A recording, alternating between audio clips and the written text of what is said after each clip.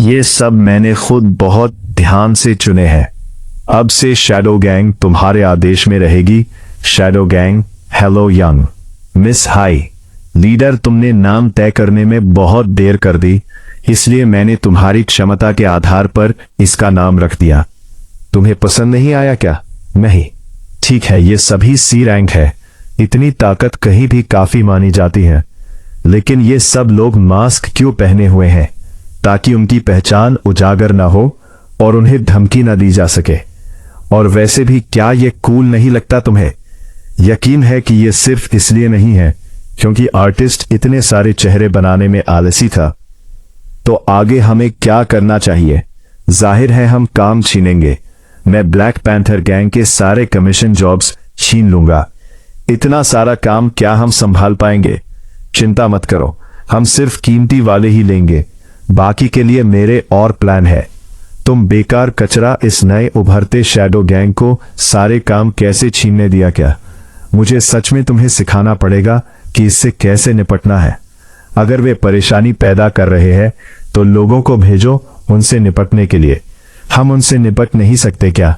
हर एक कमीशन के लिए चाहे काम कुछ भी हो 5 या 6 सी रैंक इवॉल्वर्स भेजते हैं। हमारे पास इतने सी रैंक नहीं है, हमारे पास पर्याप्त सी रैंक नहीं है।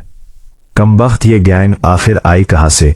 तो पैसे खर्च करो, एक्सपीडिशन स्लॉट खरीदो और लोगों को अंदर भेजो उनके टारगेट ढूंढने के लिए। लेकिन हाल के सारे एक्सपीडिशन स्लॉट किसी अनजान लोगों ने पहले ही खरीद लिए हैं। मुझे फर्क नहीं पड़ता, तुम चोरी करो, लूटो या ज्यादा दाम दो, बस किसी भी तरह लोगों को अंदर भेजो। अगर इन कुछ दिनों का मुनाफा हाथ से निकल गया तो इसकी पूरी जिम्मेदारी तुम्हारी होगी। जी ठीक है, मैं समझ गया। ब्लैक पैंथर गैंग ने हमारे एक्सपीडिशन स्लॉट बहुत ऊंचे दाम पर खरीद लिए। तुम्हें कैसे यकीन था कि वे खरीद लेंगे? क्योंकि वे तिमाही का सबसे मुनाफे वाला मौका कभी नहीं छोड़ते। मैं समझा नहीं, ये खदानों के कुछ अनकहे नियमों से जुड़ा है। बड़ी और छोटी खदानों के सुपरवाइजर और फोरमैन ज्यादा पैसा कमाने के लिए उच्च गुणवत्ता की अयस्क और दुर्लभ वस्तुएं छुपा लेते हैं और फिर तिमाही के अंत में उपकरणों की जांच के दौरान उन्हें चुपचाप बाहर निकालकर बेच देते हैं। पहले black panther gang guild commission लेकर जासूस लगाती थी ताकि लूट के टारगेट तय कर सके, क्योंकि यह सामान सामने नहीं आ सकता, इसलिए चोरी हो भी जाए तो कोई रिपोर्ट नहीं करता। अब वो रास्ता बंद हो गया है, तो जाहिर है वे अदर वर्ल्ड में प्रवेश करने के लिए महंगे एक्सपीडिशन स्लॉट खरीदेंगे। लेकिन अगर हम उन्हें ज्यादा दाम वाले स्लॉट बेच भी दें तो इससे उन्हें थोड़ा सा ही नुकसान होगा। ये सब कुछ नहीं है। मैं हाल ही में अदर वर्ल्ड्स में बेकार ही नहीं घूम रहा था। यह है अदर वर्ल्ड का प्रवेश द्वार। मैंने हाईचिंग के सारे अदर वर्ल्ड एंट्रेंस पहले ही चिन्हित कर लिए हैं। मैं जब चाहूं इनके लिए छोटे गेटवे खोल सकता हूं। अब हमें बस उन लोगों पर नजर रखनी है जिन्होंने हमारे महंगे एक्सपीडिशन स्लॉट खरीदे हैं, और हम ब्लैक पैंथर गैंग के टारगेट जान लेंगे, फिर हम उन पर हमला करेंगे। ये तो शानदार है। मैं नहीं चाहता कि इन प्रवेश द्वारों के बारे में बहुत ज्यादा लोगों को पता चले। कुछ भरोसेमंद लोगों को चुनो और उन्हें यहीं इंतजार करने दो। मैं भी आऊंगी। मुझे इस तरह के हीरोइक और न्यायपूर्ण काम करना बहुत पसंद है। ठीक है, तो चलो मिलकर उन्हें कुचल देते हैं। ओल्ड वैंग, ये जो खेप तुम बाहर ले जा रहे हो, इसकी कीमत काफी ज्यादा है।